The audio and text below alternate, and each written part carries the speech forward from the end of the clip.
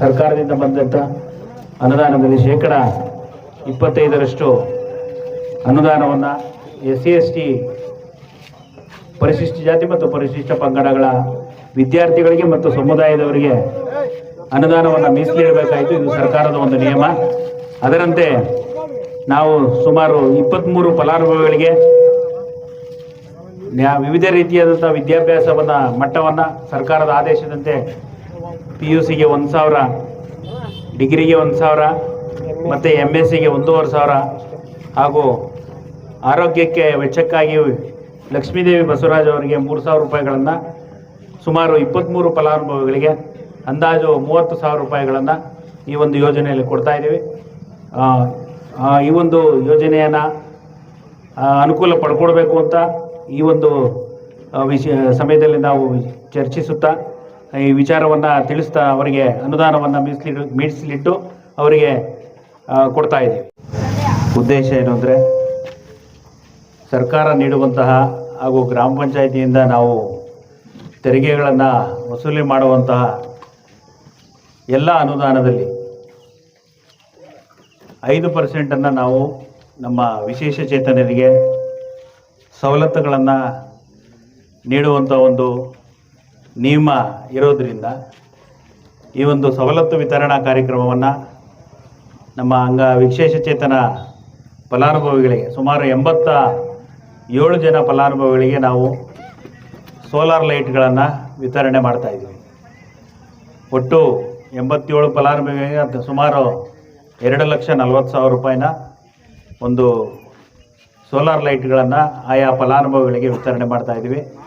ಹಾಗೂ ಪರಿಶಿಷ್ಟ ಜಾತಿ ಮತ್ತು ಪರಿಶಿಷ್ಟ ಪಂಗಡಗಳ ವಿದ್ಯಾರ್ಥಿಗಳಿಗೆ ಮತ್ತು ಈ ಒಂದು ಹಾಸ್ಪಿಟ್ಲಲ್ಲಿ ಒಂದು ಆರೋಗ್ಯದ ತಪಾಸಣೆ ಮಾಡಿಸ್ಕೊಂಡಿರೋರಿಗೆ, ಅರ್ಜಿ ಕೊಟ್ಟಿರೋರಿಗೆ ಅದರಲ್ಲೂ ಕೂಡ ಅನುದಾನವನ್ನು ಈ ದಿನ ವಿತರಣೆ ಮಾಡುವಂಥ ಒಂದು ಸಮಾರಂಭವನ್ನು ನಾಗರಿಕರಿಗೆ, ಹಳ್ಳಿಗಳ ನಾಗರಿಕರಿಗೆ, ಫಲಾನುಭವಿಗಳಿಗೆ ಈ ದಿನ ಅಂಗವಿಕಲರಿಗೆ ಸೋಲಾರ್ ಲ್ಯಾಂಪ್ಗಳನ್ನು ವಿತರಣೆ ಮಾಡಿರ್ತಾರೆ.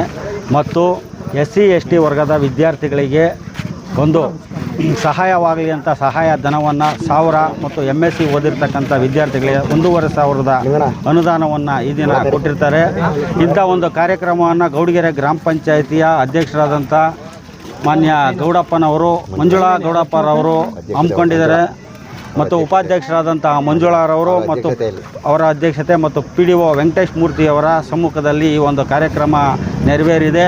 ಇಂಥ ಒಂದು ಕಾರ್ಯಕ್ರಮಗಳು ನಡೆದಲ್ಲಿ ಮುಂದಿನ ದಿನಗಳಲ್ಲಿ ಅಲ್ಪಸಂಖ್ಯಾತರು ಮತ್ತು ಹಿಂದುಳಿದ ವರ್ಗದವರು, SC/ST ಜನಾಂಗಗಳಿಗೆ ಮತ್ತು ಅಂಗವಿಕಲರಿಗೆ ಇದರಿಂದ ತುಂಬ ಅನುಕೂಲವಾಗುತ್ತದೆ. ಮುಂದಿನ ದಿನಗಳಲ್ಲಿ ಹೆಚ್ಚಿನ ಅನುದಾನವನ್ನು, ಸಹಾಯವನ್ನು ಮಾಡುವಂತಹ ಶಕ್ತಿಯನ್ನು ಸರ್ಕಾರ ಈ ಒಂದು ಗ್ರಾಮ ಪಂಚಾಯಿತಿಗೆ ನೀಡಲಿ ಮತ್ತು ಇನ್ನು ವಿದ್ಯಾರ್ಥಿಗಳ ಭವಿಷ್ಯ ಉಜ್ವಲವಾಗಲಿ ಅಂತ ನಾನು ಈ ಸಂದರ್ಭದಲ್ಲಿ ಅಧ್ಯಕ್ಷರಿಗೂ, ಉಪಾಧ್ಯಕ್ಷರಿಗೂ ಮತ್ತು PDO ಅವರಿಗೂ ಮತ್ತು ಪಂಚಾಯಿತಿಯ ಎಲ್ಲ ಸಿಬ್ಬಂದಿ ವರ್ಗದವರಿಗೂ ಮತ್ತು ಗೌಡಗೆರೆ ಗ್ರಾಮದ ಗ್ರಾಮಸ್ಥರಿಗೂ, ಪಂಚಾಯಿತಿ ವ್ಯಾಪ್ತಿಯ ಎಲ್ಲ ಗ್ರಾಮಸ್ಥರು ಪ್ರಮುಖವಾದಂಥ ಒಂದು ಕಾರ್ಯಕ್ರಮ ಅಂತ ನಾವಾದರೂ ಭಾವಿಸ್ತೀವಿ.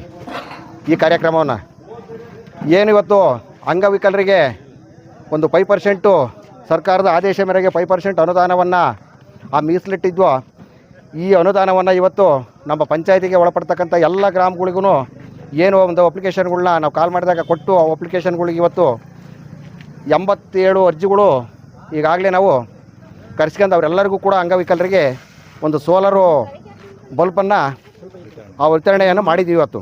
ಅದೇ ರೀತಿಯಾಗಿ ಮತ್ತು SC/ST ವಿದ್ಯಾಭ್ಯಾಸ ಮಾಡ್ತಕ್ಕಂಥ ಮಕ್ಕಳುಗಳಿಗೂ ಕೂಡ ಅವ್ರಿಗೂ ಕೂಡ ಎಲ್ಲ ರೀತಿ ಇವತ್ತೊಂದು ಚೆಕ್ಗಳನ್ನು ವಿತರಣೆ ಮಾಡಿದ್ದೀವಿ.